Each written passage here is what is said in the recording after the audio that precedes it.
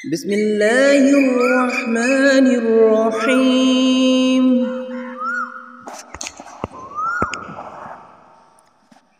وإذ قلتم يا موسى لن نصبر على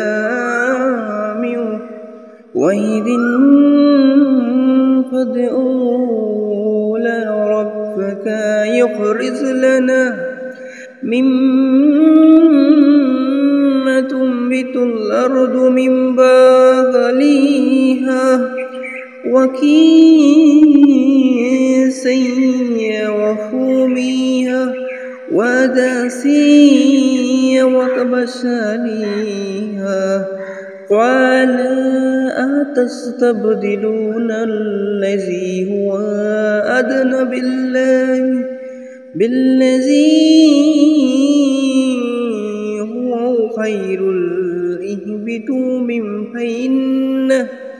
فإن لكم ما سألتم وضربت عليهم الذلة والمسكنة والغابة وبينوا بغضب من الله ذلك بأنهم كانوا يكفرون بآيات الله ويقتلون النبيين بغير الحق ذلك بما عصوا وكانوا يعتدون। যখন তোমরা বলিয়াছিলে, হে মূসা, আমরা এইরকম খাদ্যে কখনো ধৈর্য ধারণ করিব না, সুতরাং তুমি তোমার প্রতিপালকের নিকটে আমাদের জন্য প্রার্থনা করো, তিনি যেন ভূমিজাত দ্রব্য, শাকসবজি, কাকুর, গম, মসুর ও পেঁয়াজ আমাদের জন্য উৎপাদন করেন। মূসা বলিল, তোমরা কি উৎকৃষ্টতর বস্তুকে নিকৃষ্টতর বস্তুর সঙ্গে বদল করিতে চাও? তবে কোনো নগরে অবতরণ করো, তোমরা যাহা চাও নিশ্চয়ই তাহা সেখানেও আছে। তাহারা লাঞ্ছনা ও দারিদ্র্যগ্রস্ত হইল এবং তাহারা আল্লাহর ক্রোধের পাত্র হইল। ইহা এই জন্য যে তাহা আল্লাহ আয়াতকে অস্বীকার করিত এবং নবীগণকে অন্যায়ভাবে হত্যা করিত। অবাধ্যতায় ও সীমালঙ্ঘন করিবার জন্যই তাদের এই পরিণতি হয়েছিল। ইন্নাল্লাযীনা আমানু আল্লাযীনা হাদুন والنصرى والصابين من آمن بالله واليوم الآخر وآمن عمل الصالحات فلهم أجرهم عند ربهم وخوف عليهم ولا هم يحزنون। নিশ্চয় যাহারা ঈমান আনিয়াছে, যাহারা ইহুদি হইয়াছে এবং খ্রিস্টান ও সাবিগণ, যাহারাই আল্লাহ ও আখিরাতে ঈমান আনে ও সৎ কাজ করে, তাহাদের জন্য পুরস্কার আছে তাহাদের প্রতিপালকের নিকট। তাহাদের কোনো ভয় নাই আর তাহারা দুঃখিত হইবে না। وَإِذَا أَخَذْنَا مِيثَاقَكُمْ وَرَفَعْنَا فَوْقَكُمُ الطُّورَ خُذُوا مَا آتَيْنَاكُمْ بِقُوَّةٍ وَاذْكُرُوا فِيهِ لَعَلَّكُمْ تَتَّقُونَ। স্মরণ করো যখন তোমাদের অঙ্গীকার নিয়েছিলাম এবং তুরকে তোমাদের ঊর্ধ্বে উত্তোলন করেছিলাম, বলেছিলাম, আমি যাহা দিলাম ধীরতার সঙ্গে গ্রহণ করো এবং তোমাদের যাহা আছে তাহা স্মরণ রাখো, যাহাতে তোমরা সাবধান হইয়া চলিতে পারো। ثُمَّ تَوَلَّيْتُم مِّن بَعْدِ ذَلِكَ فَلَوْلَا فَضْلُ اللَّهِ عَلَيْكُمْ وَرَحْمَتُهُ لَكُنتُم من الخاشعين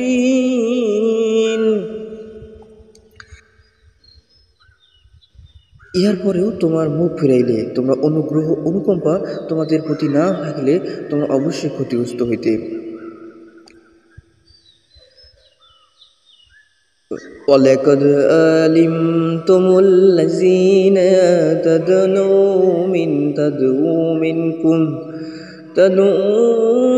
مِنْكُمْ فِي السَّيِّبِسِ فَقُلْنَ لَهُمْ كُونُوا قِرَدَةً خَاسِئِينَ তোমাদের মধ্যে যাহারা শনিবার সম্পর্কে সীমালঙ্ঘন করিয়াছিল তাহাদের তোমরা নিশ্চিতভাবে জানো। আমি তাহাদেরকে বলিয়াছিলাম তোমরা ঘৃণিত বানর হও। فَجَعَلْنَا النَّقَالَ لِمَا بَيْنَ يَدَيْهَا وَمَا خَلْفَهَا وَمَوْعِظَةً لِلْمُتَّقِينَ আমি ইহা তাহাদের সমসাময়িক ও পরবর্তী গণের শিক্ষা গ্রহণের জন্য দৃষ্টান্ত ও মুত্তাকিদের জন্য উপদেশ স্বরূপ করিয়াছি। وَإِذْ قَالَ مُوسَى لِقَوْمِهِ إِنَّ اللَّهَ يَأْمُرُكُمْ أَن تَذْبَحُوا بَقَرَةً قَالُوا أَتَتَّخِذُونَ هُزُوًا قَالَ أَعُوذُ بِاللَّهِ أَن يَكُونَ مِنَ الْجَاهِلِينَ স্মরণ রাখো যখন মূসা আপন সম্প্রদায়কে বলিয়াছিল নিশ্চয়ই আল্লাহ তোমাদেরকে একটা গরু জব করিবার উপর আদেশ দিয়েছেন। তারা বলিয়াছিল তুমি কি আমাদের সাথে ঠাট্টা করিতেছ? মূসা বলিল আল্লাহর শপথ তুলিতেছি যাতে আমি অজ্ঞদের অন্তর্ভুক্ত না হই।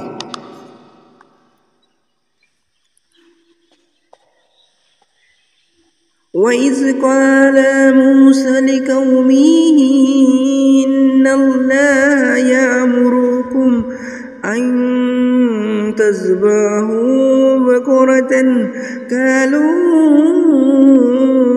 أَتَتَّخِذُونَ هُزُوًا قَالَ أعوذ بالله أن أكون من الظالمين قالوا ادع لنا ربك يبين ما هي قال إنه يقول إنها بقرة لا فارض ولا بكر عون بين ذلك فافعلوا ما تؤمرون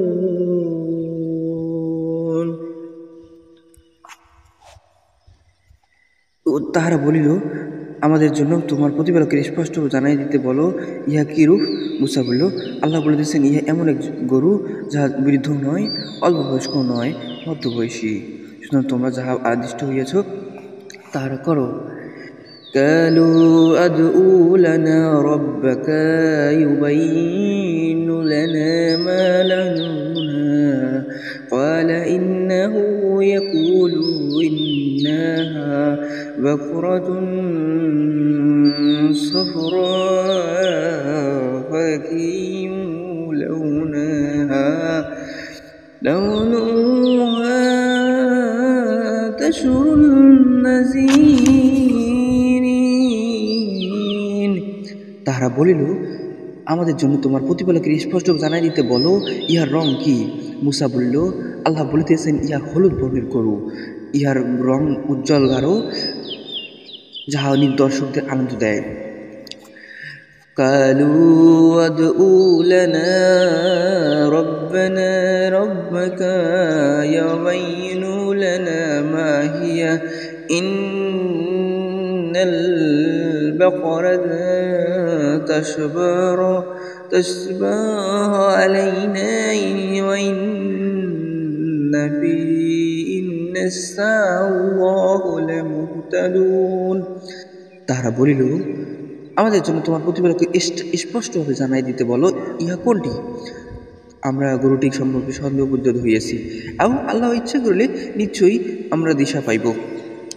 قال إنه يقول إنها بقرة لا جلول تثير الأرض ولا تسقي الحرث مسلمات لا من فيها قالوا لنا هين بالحق فجابوها وما كادوا يفعلون মুসা বলল, তিনি বলিতেছেন, ইহা এমন এক গরু যা জমি চাষে ও খেতে পানি সেচের জন্য ব্যবহৃত হয় নাই, সূক্ষ্ম নিখুঁত। তারা বলল, এখন তুমি সত্য এনেছ। যদিও তারা জব করিতে উদ্যত ছিল না, তবু তারা উহাকে জব করিল। وَإِذْ قَتَلْتُمْ نَفْسًا فَادَارَأْتُمْ فِيهَا وَاللَّهُ مُخْرِجٌ مَا كُنْتُمْ تَكْتُمُونَ। স্মরণ করো, যখন তোমরা এক ব্যক্তিকে হত্যা করেছিলে এবং একে অন্যের প্রতি দোষারোপ করিতেছিলে, তোমরা যাহা গোপন করে রাখিতেছিলে আল্লাহ তা ব্যক্ত করিতেছেন। فَقُلْنَا اضْرِبُوا بِبَعْضِهَا قَذَّلِكَ يُحْيِي اللَّهُ مَوْتًا وَيُرِيكُمْ آيَاتِهِ لَعَلَّكُمْ تَعْقِلُونَ। আমি বললাম, ইহার কোন অংশ যাহা তারা উহাকে আঘাত করো। এইভাবে আল্লাহ মৃতকে জীবিত করেন এবং তারা নির্দেশন তোমাদের দেখাইয়ে থাকেন, যাহাতে তোমরা অনুধাবন করিতে পারো। ثُمَّ فَسَدَتْ قُلُوبُكُمْ مِنْ بَعْدِ ذَلِكَ فَهِيَ كَالْحِجَارَةِ أَوْ أَشَدُّ فَسَادًا وَإِنَّ مِنَ الْحِجَارَةِ لَمَا يتفجر منه الأنهار وإن منها لما يشقق فيخرج منه الماء وإن منها لما يهبط من خشية الله وَمَا اللَّهُ بِغَافِلٍ عَمَّا تَعْمَلُونَ। ইহার পরেও তোমাদের হৃদয় কঠিন হইয়া গেল, ইহা পাষাণ কিংবা তদপেক্ষা কঠিন। কিন্তু পাথরও এমন যে ইহা হইতে নদী নালা প্রবাহিত হয়, এবং কিছু এরূপ যে বিদীর্ণ হইবার পর ইহা হইতে পানি নির্গত হয়। আবার কিছু এমন যাহা আল্লাহর ভয়ে ভয়ে ধসিয়া পড়ে। তোমরা যাহা করো আল্লাহ সে সম্বন্ধে অনবহিত নহেন। أفتطمعون أن يؤمنوا لكم وقد كان فريق ومنهم يسمعون كلام الله ثم يزيلونه من بعد ما عقلوه وهم يعلمون। তোমরা কি এই আশা করো যে তাহারা তোমাদের কোথায় ঈমান আনিবে, যখন তাহাদের একদল আল্লাহর বাণী শ্রবণ করে, অতঃপর তাহারা ইহা হৃদয়ঙ্গম করার পরও বিকৃত করে, অথচ তারা জানে। وَإِذَا لَقُوا الَّذِينَ آمَنُوا قَالُوا آمَنَّا وَإِذَا خَلَا بَعْضُهُمْ إِلَى بَعْضٍ قَالُوا أَتُحَدِّثُونَهُم بِمَا فَتَحَ اللَّهُ عَلَيْكُمْ لِيُحَاجُّوكُمْ به عند ربكم أفلا تَعْقِلُونَ। তারা যখন মুমিনদের সংস্পর্শে আসে তখন বলে আমরা ঈমান আনিয়াছি, আর যখন তারা নিবৃত্তে একে অন্যের সঙ্গে মিলিত হয় তখন বলে আল্লাহ তোমাদের কাছে যাহা ব্যক্ত করেছেন তোমরা কি তাহাদেরকে বলিয়ে দাও, ইহা দ্বারা তাহারা তাহাদের প্রতিপালকের সম্মুখে তোমাদের বিরুদ্ধে যুক্তি পেশ করিবে, তোমরা কি অনুধাবন করো না? أولا يعلمون الله يعلم ما يسرون وما يعلنون। তারা কি জানে না যে যাহা তারা গোপন রাখে কিংবা ঘোষণা করে নিশ্চিত আল্লাহ তাআলা জানেন।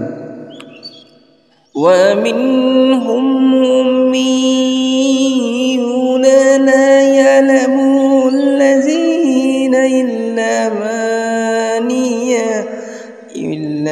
ماني إنهم إلى يزنون। তাদের মধ্যে এমন কিছু নিরক্ষর লোক আছে যাদের মিথ্যা আশা ব্যতীত কিতাব সম্বন্ধে কোনো জ্ঞান নাই, তাহারা শুধু অমূলক ধারণা পোষণ করে। فويل للذين يكتبون الكتاب بأيديهم ثم يقولون هذا من عند الله ليشتروا به ثمنا قليلا فويل لهم مما قدمت أيديهم ويدعون لهم مما يكسبون। সুতরাং দুর্ভোগ তাদের জন্য যারা নিজ হাতে কিতাব রচনা করে এবং তুচ্ছ মূল্য প্রাপ্তির জন্য বলে ইহা আল্লাহর নিকট হইতে, তাদের হাত যাহা রচনা করিয়াছে তাদের জন্য শাস্তি তাহাদের, এবং যাহা তারা উপার্জন করে তার জন্য শাস্তি তাহাদের। وقالوا لن تمسنا النار إلا أياما معدودات قل أتخذتم عند الله عهدا فلم يخلف الله أندادا وما تقولون على الله ما لا تعلمون। তারা বলে দিন কতক ব্যতীত অগ্নি আমাদেরকে কখনো স্পর্শ করিবে না। বলো তোমরা কি আল্লাহর নিকট হইতে অঙ্গীকার নিয়েছ? আল্লাহ তাহার অঙ্গীকার কখনো ভঙ্গ করিবেন না, কিংবা আল্লাহর সম্বন্ধে এমন কিছু বলিতেছ যাহা তোমরা জানো না। বালা من كسب سيئات وتصبح خطيئة فيقول إليك عساب النار هم فيها خالدون। হ্যাঁ, যারা পাপ কাজ করে এবং যাহাদের পাপ রাশি তাহাদের পরিবেষ্টন করে তাহারাই জাহান্নামবাসী, সেখানে তারা স্থায়ী হইবে। والذين آمنوا وعملوا الصالحات أولئك أصحاب الجنات هم فيها خالدون। আর যারা ঈমান আনে ও সৎ কাজ করে তাহারাই জান্নাতবাসী, তারা সেখানে স্থায়ী হইবে। وإذا أخذنا ميثاق بني إسرائيل لا تعبدون إلا الله وبالوالدين الدين إحسانا وذي القربى واليتامى والمساكين وقولوا للناس حسنا وأقيموا الصلاة وآتوا الزكاة ثم توليتم إلا قليلا منكم وأنتم معرضون। স্মরণ করো যখন বনী ইসরায়েলের অঙ্গীকার নিয়েছিলাম তোমরা আল্লাহ ব্যতীত অন্য কাহারও ইবাদত করিবে না, পিতামাতা আত্মীয় স্বজন পিতৃহীন ও দরিদ্রদের প্রতি সদয় ব্যবহার করিবে এবং মানুষের সঙ্গে সদালাপ করিবে, সালাত কায়েম করিবে এবং জাকাত দিবে, কিন্তু স্বল্প সংখ্যক লোক ব্যতীত তোমরা বিরুদ্ধভাবাপন্ন হইয়া মুখ ফিরিয়া গিয়েছিলে।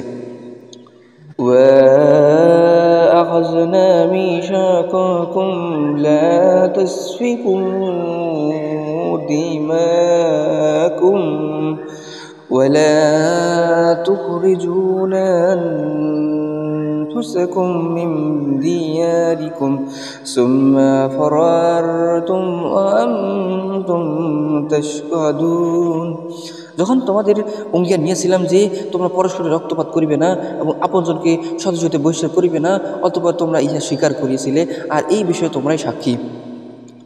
ثم أنتم أولئك تقتلون أنفسكم وتخرجون فريقا منكم من ديارهم فظاهروا عليهم بإثمي والعدوان إن يطولكم أسرا تفردوهم وهو المحرم عليكم إخراجهم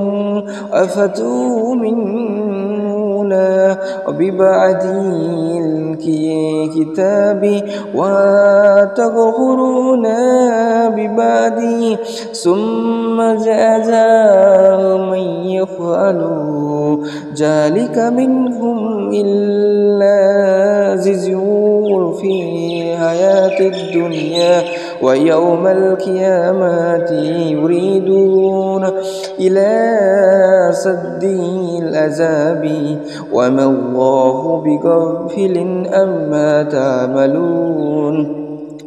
তোমরা ইহারা যাহারা অতঃপর একে অন্যকে হত্যা করিতেছ এবং তোমাদের এক দলকে সদস্য হইতে বহিষ্কার করিতেছ, তোমরা নিজেরাও তাহাদের বিরুদ্ধে অন্যায় ও সীমালঙ্ঘন দ্বারা পরস্পরের পৃষ্ঠপোষকতা করিতেছ, এবং তাহারা যখন বন্দীরূপে তোমাদের নিকট উপস্থিত হয় তখন তোমরা মুক্তিপণ চাও, অথচ তাহাদের বহিষ্করণেই তোমাদের জন্য অবৈধ ছিল। তবে কি তোমরা কিতাবে কিছু অংশ বিশ্বাস করো আর কিছু অংশকে প্রত্যাখ্যান করো? সুতরাং তোমাদের মধ্যে যাহারা এরূপ করে তাদের একমাত্র প্রতিফল পার্থিব জীবনে হীনতা, ও কিয়ামতের দিন তারা কঠিনতম শাস্তির দিকে নিকৃত হইবে। তাহারা যাহা করে আল্লাহ সে সম্বন্ধে অনবহিত নন। أولئك الذين اشتروا حياة الدنيا بالآخرة فلا يخفف عنكم والعذاب الأعلى ولا هم ينصرون। তাহারাই আখিরাতের বিনিময়ে পার্থিব জীবন ক্রয় করে, সুতরাং তাহাদের শাস্তি লাঘব করা হইবে না এবং তাহাদের কোনো সাহায্যপ্রাপ্ত হইবে না। ولقد آتينا موسى الكتاب وقد قفينا من بعده بالرسول وآتينا عيسى ابن مريم وبينات وأيدناه بروح والقدس أفقلما جاءكم رسول بما لا تهوى أنفسكم استكبرتم ففريقا كذبتم فريقا تقتلون। এবং নিশ্চয়ই আমি মুসাকে কিতাব দিয়েছি এবং যাহার পরে পর্যায়ক্রম রাসূলগণকে প্রেরণ করিয়েছি, মারিয়াম তনয় ঈসাকে স্পষ্ট প্রমাণ দিয়েছি এবং পবিত্র আত্মা দ্বারা তাহাকে শক্তিশালী করিয়াছি। তবে কি যখনই কোনো রাসূল তোমাদের নিকট এমন কিছু আনিয়াছে যাহা তোমাদের মনোবুদ্ধ নয়, তখনই তোমরা অহংকার করিয়াছ এবং কতকে অস্বীকার করিয়াছ এবং কতকে হত্যা করিয়াছ। وقالوا قلوبنا غلف بل نفعهم الله بكفرهم فقليلا ما يؤمنون। তারা বলিয়াছিল, আমাদের হৃদয় আচ্ছাদিত, বরং কুফরের জন্য আল্লাহ তাহাদেরকে লানত করিয়াছেন, সুতরাং তাহাদের অল্প সংখ্যকই ঈমান আনে। ولما جاءهم كتاب من عند الله مصدق لما معهم وكانوا من قبل يستفتحون على الذين كفروا فلما جاءهم ما عرفوا كفروا من فلعنة الله على الكافرين। তাদের নিকট যা আছে আল্লাহর নিকট হইতে তখন যখন তাহাদের প্রত্যয়নকারী কিতাব আসিল, যদিও পূর্বে সত্য প্রত্যয়নকারীদের বিরুদ্ধে তাহারা ইহার সাহায্য বিজয় প্রার্থনা করিত, তবুও তাহারা যাহা জ্ঞাত ছিল ইহা যখন তাহাদের নিকট আসিল তখন উহারা প্রত্যাখ্যান করিল। সুতরাং কাফিরদের প্রতি আল্লাহর লানত। بئس ما سترى به أنفسهم أن يكفروا بما أنزل الله بغيا من ينزل الله من فضل على من يشاء من عباده فباءوا بغضب على العذاب وللكافرين عذاب مهين। ইহা কত নিকৃষ্ট যাহার বিনিময়ে তারা তাদের আত্মাকে বিক্রয় করিয়াছে। ইহা এই যে আল্লাহ যাহা অবতীর্ণ করিয়াছেন জিদের বশবর্তী হইয়া তাহাদেরকে প্রত্যাখ্যান করিত, শুধু এই কারণে যে আল্লাহ তার বান্দাদের মধ্য হইতে যাকে ইচ্ছা অনুগ্রহ করেন, সুতরাং তাহারা ক্রোধের উপর ক্রোধের পাত্র হইল। কাফির জন্য লাঞ্ছনাদায়ক শাস্তি রহিয়াছে। وَإِذَا قِيلَ لَهُمْ آمِنُوا بِمَا أَنزَلَ اللَّهُ قَالُوا نُؤْمِنُ بِمَا أُنزِلَ عَلَيْنَا وَيَكْفُرُونَ بِمَا وَرَاءَهُ وَهُوَ الْحَقُّ مُصَدِّقًا لِمَا مَعَكُمْ قُلْ فَلِمَ تَقْتُلُونَ اللَّهُ مِنْ قَبْلُ إِنْ كُنْتُمْ مُؤْمِنِينَ। যখন তাহাদের বলা হয় আল্লাহ যাহা অবতীর্ণ করিয়াছেন তাহাতে ঈমান আনয়ন করো, তাহারা বলে আমাদের প্রতি যাহা অবতীর্ণ হইয়াছে আমরা তাহাতে বিশ্বাস করি, অথচ তাহা ব্যতীত সব কিছু আমরা প্রত্যাখ্যান করে, যদিও ইহা অসত্য যাহা তাহাদের নিকট আছে তাহারা প্রত্যাখ্যান করে। বলো, যদি তোমরা মুমিন হইতে তবে কেন তোমরা আল্লাহর অতীতে আল্লাহকে নবীগণ হত্যা করিয়াছিলে? وَلَقَدْ جَاءَكُم مُوسَى بِالْبَيِّنَاتِ ثُمَّ اتَّخَذْتُمُ الْعِجْلَ مِنْ بَعْدِهِ وَأَنْتُمْ ظَالِمُونَ। এবং নিশ্চয়ই মূসা তোমাদের নিকট স্পষ্ট প্রমাণ সমূহ আসিয়াছে, তাহার পরেও তোমরা গোবৎসকে উপাস্যরূপে গ্রহণ করেছিলে, আর তোমরা তো জালিম। وَإِذْ أَخَذْنَا مِيثَاقَكُمْ وَرَفَعْنَا فَوْقَكُمُ الطُّورَ خُذُوا مَا آتَيْنَاكُمْ بِقُوَّةٍ وَاسْمَعُوا قَالُوا سَمِعْنَا وَعَصَيْنَا। স্মরণ করো যখন তোমাদের অঙ্গীকার নিয়েছিলাম এবং তুরকে তোমাদের ঊর্ধ্বে উত্তোলন করিয়েছিলাম, বলেছিলাম যাহা দিলাম দৃঢ়রূপে গ্রহণ করো এবং শ্রবণ করো। তাহারা বলেছিল আমরা শ্রবণ করলাম ও অমান্য করিলাম। وَأُشْرِبُوا فِي قُلُوبِهِمْ الْعِجْلَ بِكُفْرِهِمْ قُلْ بِأَسْمَاءٍ يَكْفُرُكُم بِهِ إِيمَانُكُمْ إِن كُنتُم مُؤْمِنِينَ। ইহা তাদের হৃদয় গোবৎস প্রতি সিঞ্চিত হইয়াছিল। বলো, যদি তোমরা ঈমানদার হও তবে তোমাদের ঈমান যাহার নির্দেশন দেয় ইহা কত নিকৃষ্ট। قُلْ إِنْ كَانَتْ لَكُمُ الدَّارُ الْآخِرَةُ عِندَ اللَّهِ خَالِصَةً مِنْ دُونِ النَّاسِ فَتَمَنَّوُا الْمَوْتَ إِنْ كُنْتُمْ صَادِقِينَ। বলো, যদি আল্লাহর নিকট আখিরাতের বাসস্থান অন্য লোক ব্যতীত বিশেষভাবে শুধু তোমাদের জন্যই হয় তবে তোমরা সুখে মৃত্যু কামনা করো, যদি তোমরা সত্যবাদী হও। ওয়ালান يَتَمَنَّوْهُ أَبَدًا بِمَا قَدَّمَتْ أَيْدِيهِمْ وَاللَّهُ عَلِيمٌ بِالظَّالِمِينَ। কিন্তু তাহাদের কৃতকর্মের জন্য তাহারা কখনো ইহা কামনা করিবে না এবং আল্লাহ জালিমদের সম্বন্ধে সম্যক অবহিত।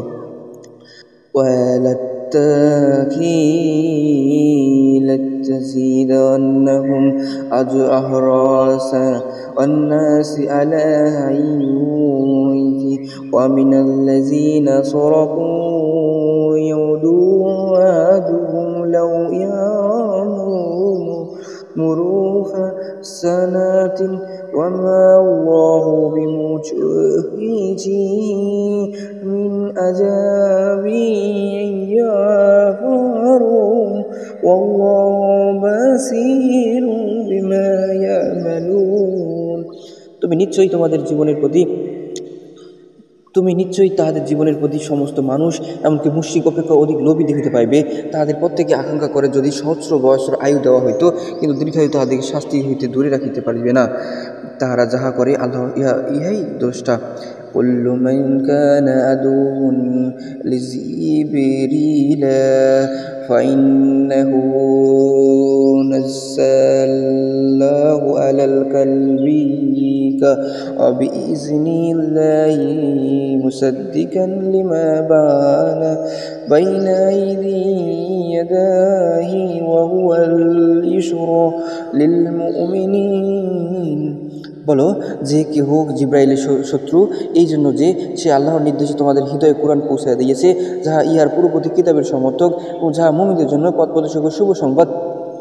من كان عدوا لله وملائكته ورسوله وجبريل وميكال فإن الله لا عدو للكافرين। যে কেউ আল্লাহর, তার ফেরেশতাগণের, তার রাসূলগণের এবং জিবরাইল ও মিকাইলের শত্রু, সে জানিয়ে রাখুক আল্লাহ নিশ্চয় কাফিরদের শত্রু। ولقد أنزلنا إليك آيات بينات وما يكفرون بما إلا الفاسقون। এবং নিশ্চয়ই আমি তোমাদের প্রতি স্পষ্ট আয়াত নাযিল করিয়াছি, ফাসিকরা ব্যতীত অন্য কেউ তা প্রত্যাখ্যান করে না।